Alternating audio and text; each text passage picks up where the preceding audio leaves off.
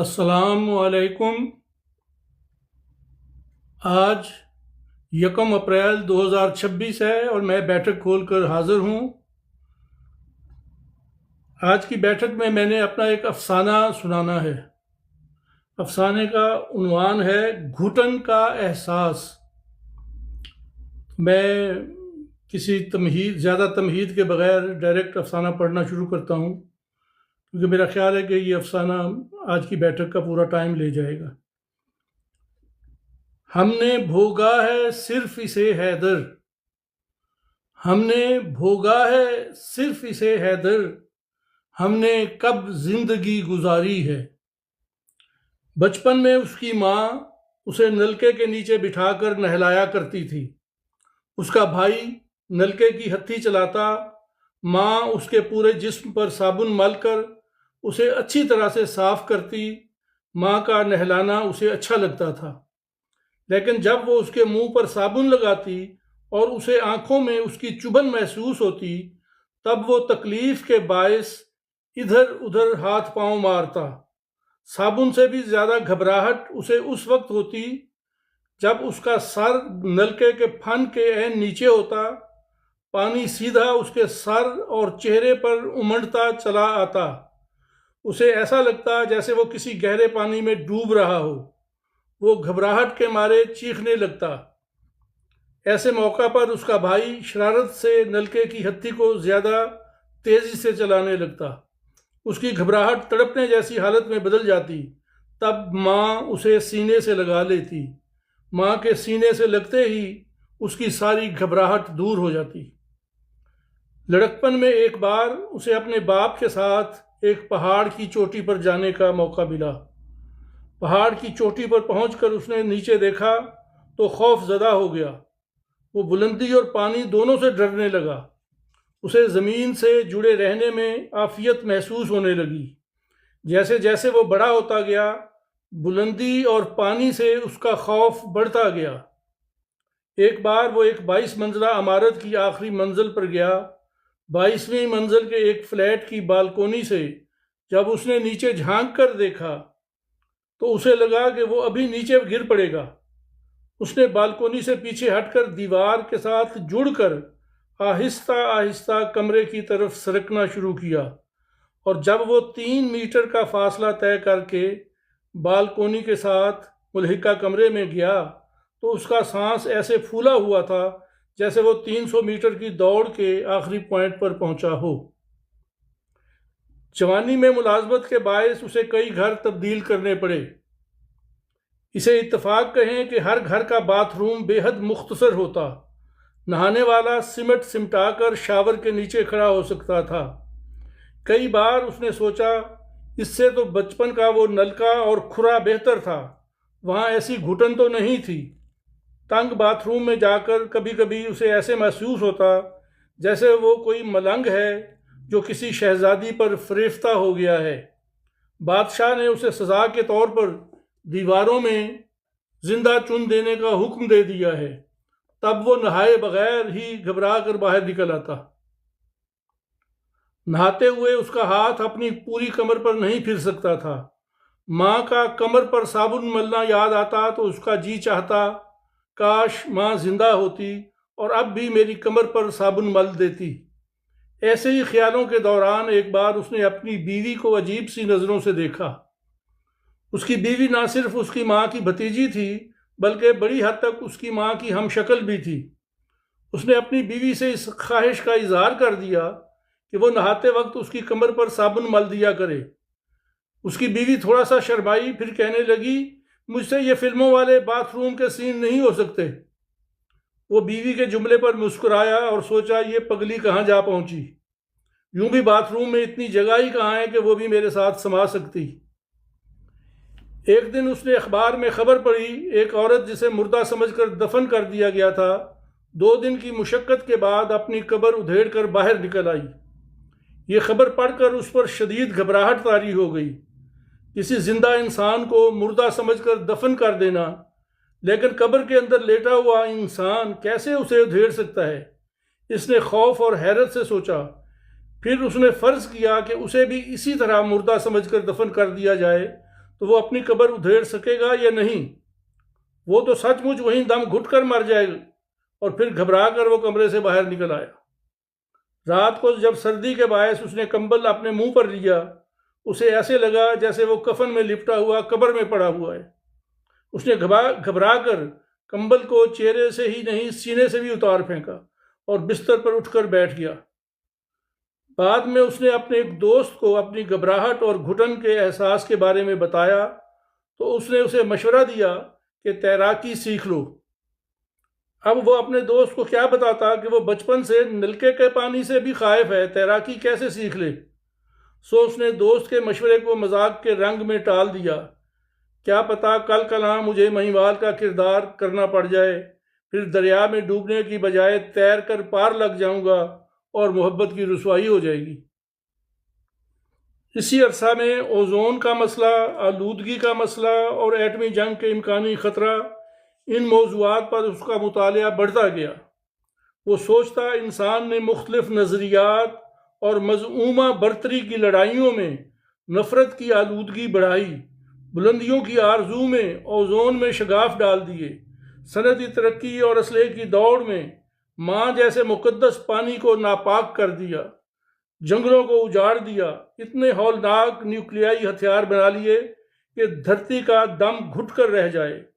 یہ ساری بلندیاں انسانیت کو قبر میں گرانے والی ہیں، جیتے جی قبر میں گرانے والی، اور پھر اس کا دم گھٹنے لگتا، اس پر شدید گھبراہٹ طاری ہونے لگتی۔ ایسے ہی خیالوں میں کھویا ہوا وہ ایک بار ٹرین کا سفر کر رہا تھا۔ جب سوچتے سوچتا اس کا دم گھٹنے لگا، وہ اٹھ کر ٹرین کے دروازے کے قریب آیا۔ دروازہ کھلا ہوا تھا۔ اس نے گیٹ کے دائیں بائیں نصب شدہ دونوں ڈنڈوں کو مضبوطی سے پکڑ لیا۔ اندر آتی ہوئی تیز ہوا سے گھٹن کا احساس کم ہونے لگا۔ اسے قدرے سکون مل رہا تھا، لیکن پھر یکایک اس کے ذہن میں عجیب سا خیال آیا، چلتی گاڑی سے چھلانگ لگا دو۔ پھر یوں لگا جیسے یہ خیال نہیں، کوئی غیبی آواز ہے جو اسے حکم دے رہی ہے، چھلانگ لگا دو۔ وہ گھبرا کر اپنی سیٹ کی طرف لوٹ آیا۔ اگر وہ مزید تھوڑی دیر گیٹ پر کھڑا رہتا تو یقیناً چھلانگ لگا دیتا۔ اس کے بعد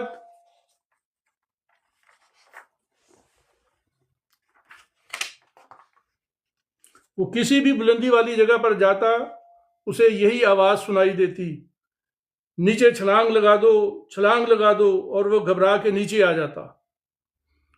اس دن وہ صوبائی دارالحکومت سے واپس آ رہا تھا۔ رستے میں ماں باپ کی قبروں پر جانے کی آرزو ہوئی، اس لیے ان کے شہر کی طرف چل پڑا۔ وہاں ان دنوں رستے میں دریا کا پل زیر مرمت تھا۔ کام کی وجہ سے ساری رات پل پر آمد و رفت معطل رہتی تھی۔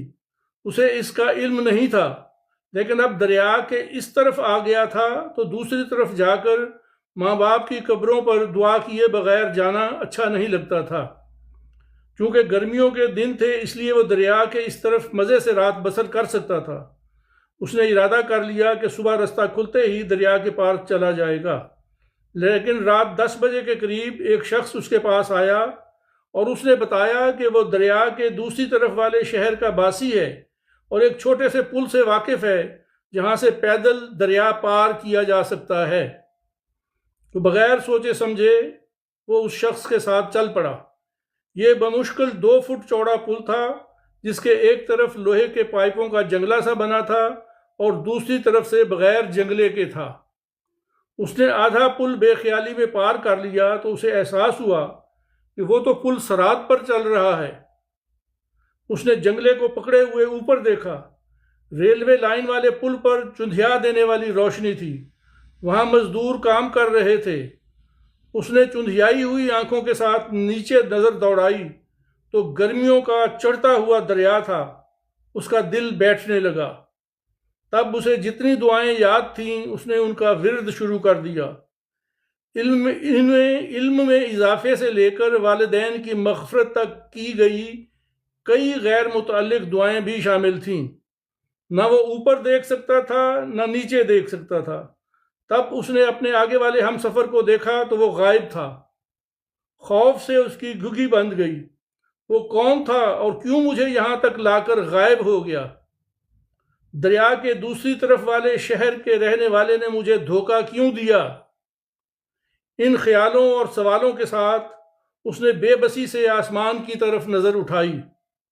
ایک طرف گہری تاریکی تھی اور ایک طرف ٹرین کے پل پر ہونے والی تیز روشنی۔ گھبراہٹ میں اس کا ایک ہاتھ جنگلے سے ہٹ گیا۔ اس نے نیچے کی طرف دیکھا جہاں دریا کا چڑھتا ہوا پانی تھا۔ اضطراری طور پر اس کا دوسرا ہاتھ بھی جنگلے سے ہٹ گیا۔ اس کے قدم لڑکھڑائے تھے۔ پھر اسے وہی آواز سنائی دینے لگی، چھلانگ لگا دو، نیچے چھلانگ لگا دو۔ پھر دریا میں گہری چھپاک کی آواز اس نے خود ہی سنی تھی۔ اس کے بعد اسے ایسے لگا جیسے اس کی ماں اسے نہلا رہی ہے۔ اس نے اس کے منہ پر صابن مل دیا ہے۔ بھائی نے نلکے کی ہتھی تیز چلانی شروع کر دی ہے۔ گھبرا کر وہ تھوڑا سا تڑپا تو ماں نے بے تاب ہو کر اسے سینے سے لگا لیا۔ اس کی ساری گھبراہٹ دور ہو چکی تھی۔ یہ جی گھٹن کا احساس افسانہ تھا۔ امید ہے اچھا لگا ہوگا۔ اب بات کی جا سکتی ہے۔ وعلیکم السلام مہرین، وعلیکم السلام عثمان، سب کا شکریہ۔ اور رشید چودھری صاحب، لیاقت علی صاحب، محمود بٹ صاحب، طارق آفتاب صاحب، یہ نام پڑھے جا رہے ہیں۔ اچھا لگ رہا ہے، سارے نام جو آسانی سے پڑھے جا رہے ہیں۔ آپ سب کی آمد کا شکریہ۔ پاکستان بھائی، اور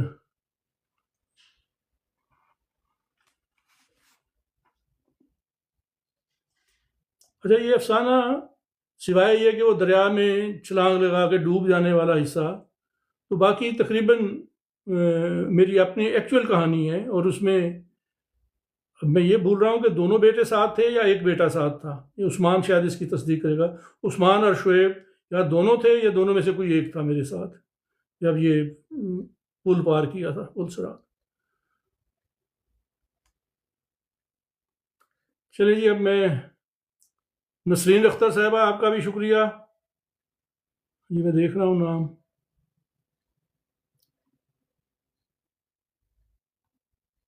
میزازائی، اب یہ نام آ گئے نا مشکل قسم کے، میزازائی، شکریہ جی آپ کا بھی۔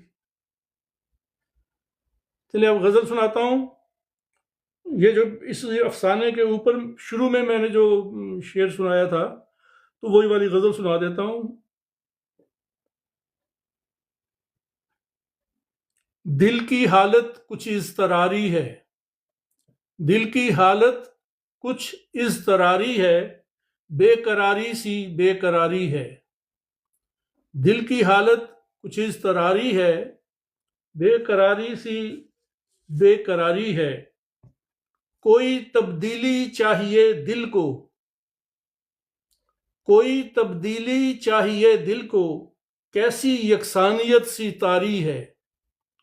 کوئی تبدیلی چاہیے دل کو، کیسی یکسانیت سی طاری ہے۔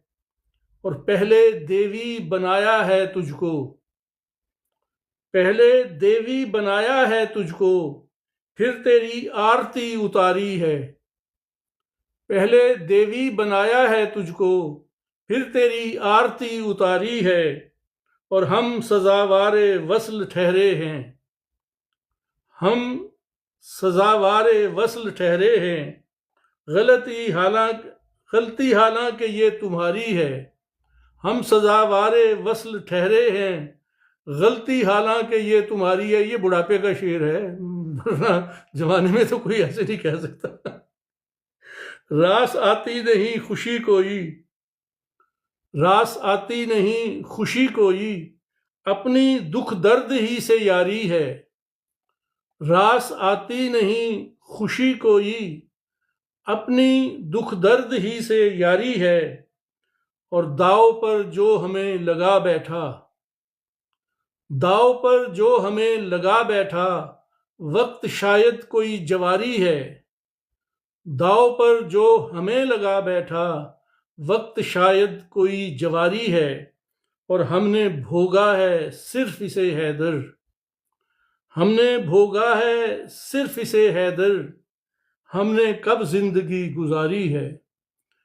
ہم نے بھوگا ہے صرف اسے حیدر، ہم نے کب زندگی گزاری ہے۔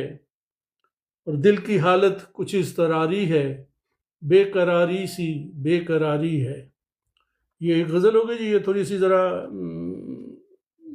تھوڑی سی دکھی سی بھی تھی، وہ کہ دکھ کے ساتھ کچھ دوسری باتیں بھی تھیں لیکن دکھی سی تھی بہرحال، تو ایک ذرا شوق سی غزل بھی اس کے ساتھ ہی کہیں۔ چٹان تھا وہ سو اس میں شرر بھی رہتا تھا، چٹان تھا وہ سو اس میں شرر بھی رہتا تھا، شدید ضرب کا مجھ میں ہنر بھی رہتا تھا۔ چٹان تھا وہ سو اس میں شرر بھی رہتا تھا، شدید ضرب کا مجھ میں ہنر بھی رہتا تھا۔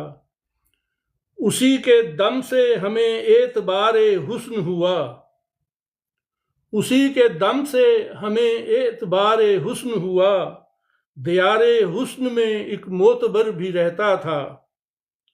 یقین تھا کہ محبت کا پاک جذبہ ہے، یقین تھا کہ محبت کا پاک جذبہ ہے، مگر لہو میں بہت شور و شر بھی رہتا تھا۔ یقین تھا کہ محبت کا پاک جذبہ ہے، مگر لہو میں بہت شور و شر بھی رہتا تھا۔ کشادہ رکھتا تھا باہیں وہ میرا دریا دل، کشادہ رکھتا تھا باہیں وہ میرا دریا دل، پر اس کے دل میں کہیں ایک بھنور بھی رہتا تھا۔ مطلب کبھائی رکھتا تھا نا، پھر کشادہ رکھتا تھا باہیں وہ میرا دریا دل، پر اس کے دل میں کہیں ایک بھنور بھی رہتا تھا۔ وہ رونقیں بھی میرے گھر کو بخشتا تھا مگر، وہ رونقیں بھی میرے گھر کو بخشتا تھا مگر، وہ میرے گھر میں کہیں در بدر بھی رہتا تھا۔ وہ رونقیں بھی میرے گھر کو بخشتا تھا مگر، وہ میرے گھر میں کہیں در بدر بھی رہتا تھا۔ اور اگرچہ لمبی مسافت کا دم نہ تھا اس میں، اگرچہ لمبی مسافت کا دم نہ تھا اس میں، مگر ہمیشہ میرا ہم سفر بھی رہتا تھا۔ اگرچہ لمبی مسافت کا دم نہ تھا اس میں، مگر ہمیشہ میرا ہم سفر بھی رہتا تھا۔ وہ منزلوں کا مسافر تھا اور میں رستوں کا، وہ منزلوں کا مسافر تھا اور میں رستوں کا، نہ ڈر بھی بنتا تھا اس کو حذر بھی رہتا تھا۔ وہ منزلوں کا مسافر تھا اور میں رستوں کا، نہ ڈر بھی بنتا تھا اس کو حذر بھی رہتا تھا۔ اور کسی کے جسم کا جادو جگا دیا جس نے، کسی کے جسم کا جادو جگا دیا جس نے، ہماری پوروں میں ایسا اثر بھی رہتا تھا۔ کسی کے جسم کا جادو جگا دیا جس نے، ہماری پوروں میں ایسا اثر بھی رہتا تھا۔